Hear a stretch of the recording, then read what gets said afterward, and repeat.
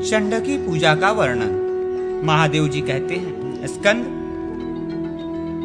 तदनंतर शिव विग्रह के निकट जाकर साधक इस प्रकार प्रार्थना करे, भगवान, मेरे द्वारा जो पूजन और होम आदि कार्य संपन्न हुआ है उसे तथा उसके पुण्य फल को आप ग्रहण कर लें। ऐसा कहकर स्थिर चित्त हो उद्धव नामक मुद्रा दिखाकर अर्ध जल से नमः सहित पूर्वोक्त मूल मंत्र पढ़ते हुए इष्ट देव को अर्ध निवेदन करें।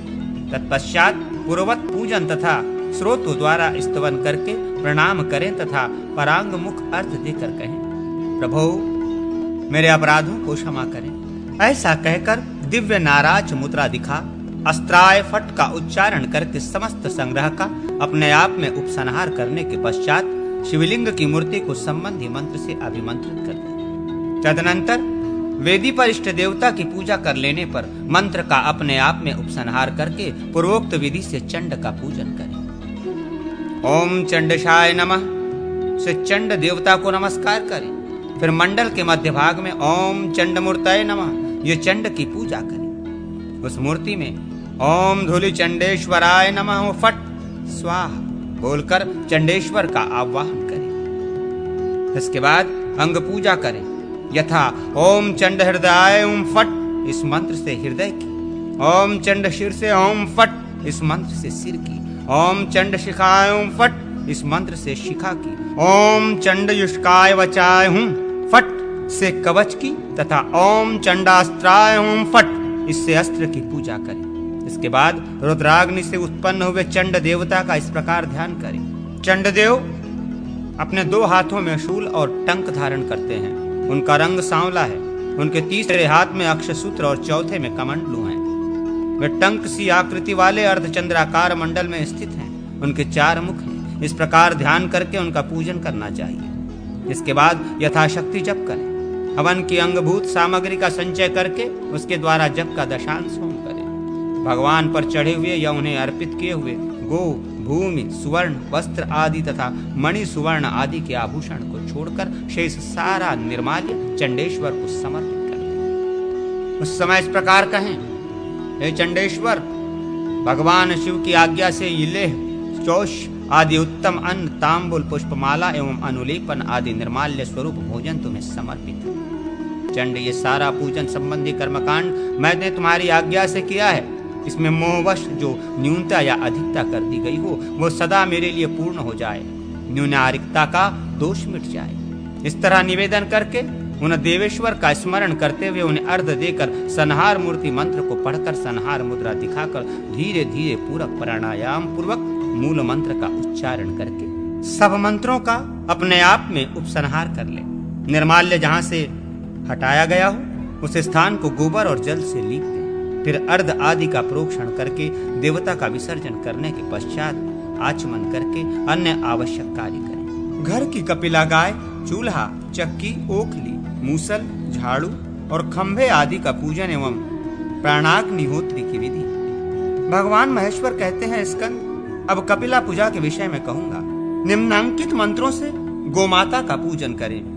ओम कपिले नंदे नमः, ओम कपिले भद्रे नमः, ओम कपिले सुशीले नमः, ओम कपिले सुरभ्रिभे नमः, ओम कपिले सुमन्ये नमः, ओम कपिले भुक्ति मुक्ते प्रदे नमः। इस प्रकार गोमाता से प्रार्थना करें। देवताओं को अमृत प्रदान करने वाली वरदायिनी जगन्माता, सौरभेयी, ये ग्रास ग्रहण करो और मुझे मनोवांछित वस्तु दो। कपिले, ब्रह्मर्षि वशिष्ठ तथा बुद्धिमान विश्वामित्रा ने भी तुम्हारी वंदना की है। मैंने जो दुष्कर्म किया हो मेरा वो सारा पाप तुम्हारा। गौ में सदा मेरे आगे रहें, गौ में मेरे पीछे भी रहें, गौ में मेरे हृदय में निवास करें और मैं सदा गौओं के बीच निवास करूं। गोमाता, मेरे दिए हुए इस ग्रास को ग्रहण करो।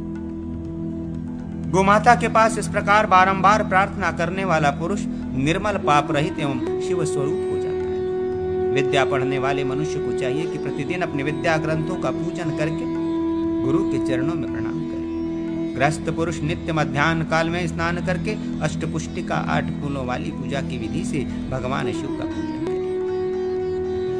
योगपीठ उस पर स्थापित कर शिव मूर्ति की तथा भगवान शिव के जानू, पैर, हाथ और सिर, वाक, दृष्टि और बुद्धि इन 8 अंगों की पूजा ही अष्टपुष्पिका पूजा कहलाती है। 8 अंग ही 8 फूल हैं। मध्याह्न काल में सुंदर रीति से लिपे हुए पुते हुए रसोई घर में पका पकाया भोजन ले आवे। फिर इस प्रकार अंत में वौषट पद से युक्त मृत्युंजय मंत्र का 7 बार जप करके कुशयुक्त शंख में रखे हुए जल की बूंदों से उस अन्न को सींचे। तत्पश्चात सारी रसोई से अग्रासन निकालकर भगवान शिव को निवेदन करें। इसके बाद आधे अन्न को चुल्लिका होम का कार्य संपन्न करने के लिए रखें। विधि पूर्वक चूल्हे की शुद्धि करके उसकी आग में पूरक प्राणायाम पूर्वक एक आहुति दें।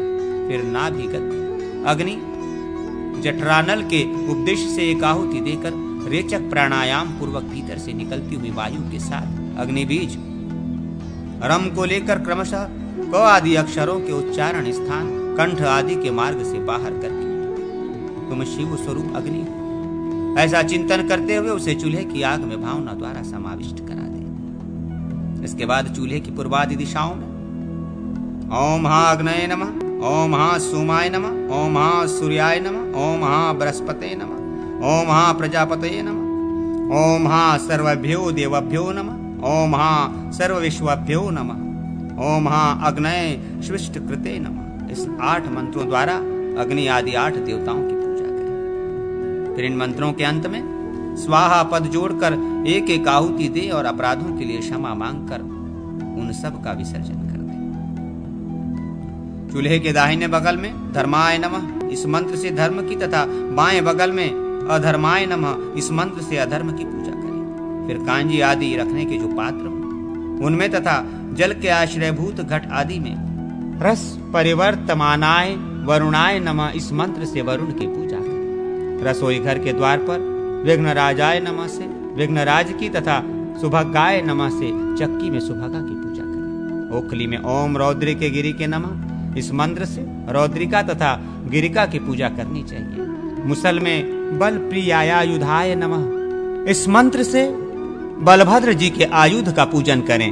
झाड़ू में भी उक्त 2 देवियों रौद्रिका और गिरिका की, शैया में कामदेव की तथा मजले खंभे में स्कंद की पूजा करें। बेटा स्कंद तत्पश्चात व्रत का पालन करने वाला साधक एवं पुरोहित वास्तु देवता को बलि देकर सोने के थाल में अथवा पुरई के पत्ते आदि में मौन भाव से भोजन करें। भोजन पात्र के रूप में उपयोग करने के लिए बरगद, पीपल, मदार, रेंड, साखू और भिलावे के पत्तों को त्याग देना चाहिए। इन्हें काम में नहीं लाना चाहिए।